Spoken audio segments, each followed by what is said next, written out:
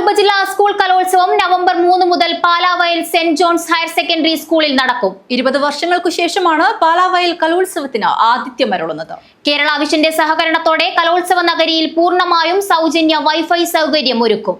ചിറ്റാരിക്കൽ ഉപജില്ലാ സ്കൂൾ കലോത്സവം അടുത്ത മാസം 3 മുതൽ 6 വരെ Palavayal Saint John's Higher Secondary സ്കൂളിൽ നടക്കും.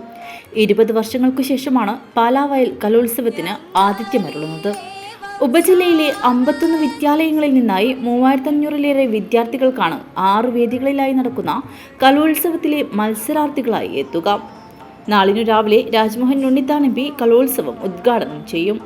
കലോത്സവ നഗരിയിൽ ഡിജിറ്റൽ LED സ്ക്രീനിൽ സ്കൂൾ തല പോയിന്റ് നില പ്രദർശിപ്പിക്കും. കേരള വിഷന്റെ സഹകരണത്തോടെ ഇവിടെ പൂർണ്ണമായും സൗജന്യ വൈഫൈ സൗകര്യവും ഒരുക്കും.